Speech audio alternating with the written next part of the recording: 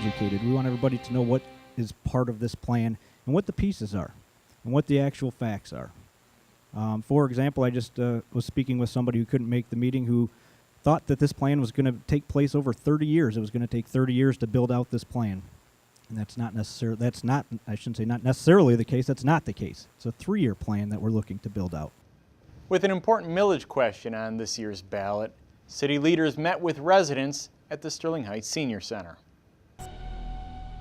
But we need to build on that. This is especially important for millennials.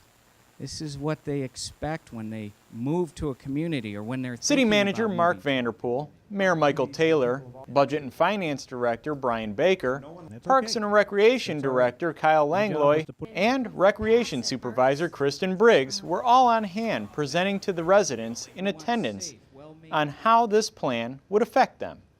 After the half-hour presentation, the audience was able to ask questions about the Recreating Recreation Plan. Vibrant. This is the first forum held at the Senior Center involving the millage, with the last one taking place on October 11th at 6:30 p.m.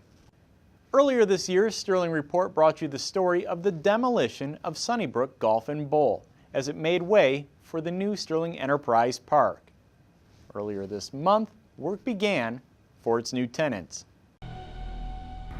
Mitchell Plastics, the Ontario Tier 1 automotive supplier with facilities around the world, has begun work on their new 200,000 square foot facility. The growing automotive interior manufacturer has seen its workforce grow by 75% in the past 5 years and announced with this new facility it will be adding 122 jobs right here in Sterling Heights.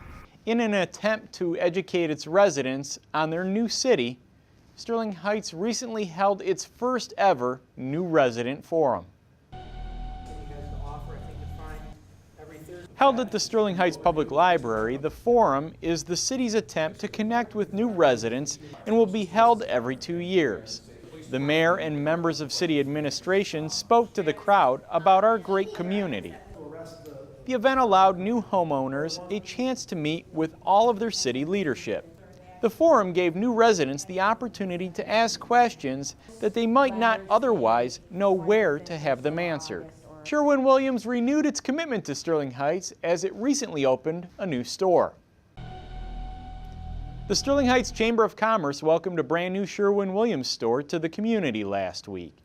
The new store, located at the corner of Hall and Hayes, just south of CVS, marks the 3rd store in Sterling Heights and the 6th in Macomb County.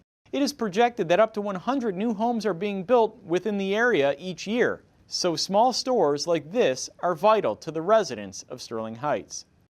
The new store manager welcomes the idea of helping her potential new customers. Sharon Williams is definitely a household name. We've been around for 150 years.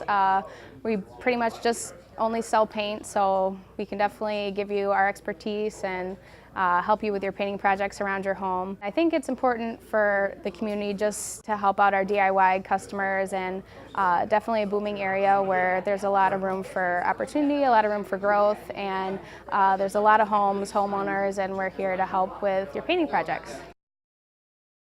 City Manager Mark Vanderpool, who helped put himself through college through freelance painting, discusses the effect that a new business like this has on the community. First of all, we have thousands of businesses throughout the city of Sterling Heights, and what most may not realize is that it's our small businesses that really fuel the local economy, much like the national economy.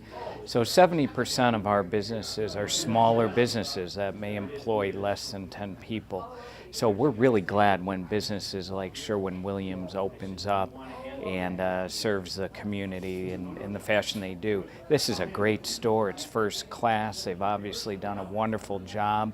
It's clear they want to cater more toward homeowners rather than contractors, although contractors are a big part of their business also.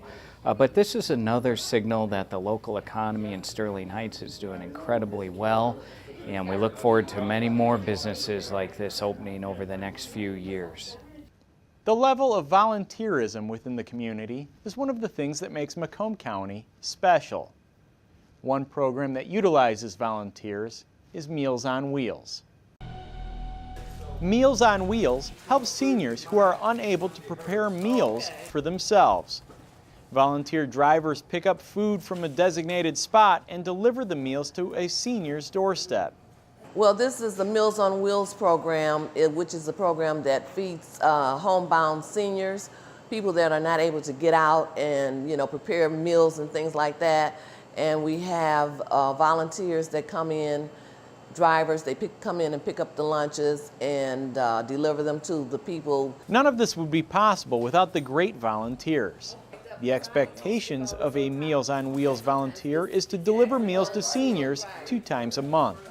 Routes take approximately 90 minutes and can be located near a volunteer's home or work. For more information on how to volunteer, call 469-5228. They're the men and women you hope you never have to call, but you're glad they're there when you're in need. The men and women of the Sterling Heights Fire Department want to give back to you. Coming up on October 2nd is the annual Fire Department Open House. From 11 a.m. to 2 p.m., feel free to stop by Fire Station number 4 on 15 Mile next to Baumgardner Park for some hands-on fun for the whole family. There may even be some inspiration for the next generation of Sterling Heights firefighters. And finally today, residents are more than familiar with heavy machinery being used to clean up the city's roadways. But there's another pathway that has work being done.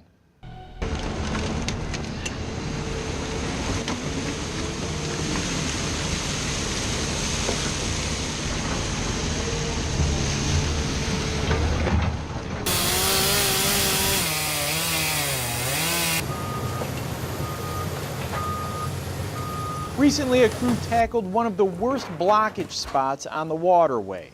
The cleanup is part of the $4.5 million federal grant the city received in 2015.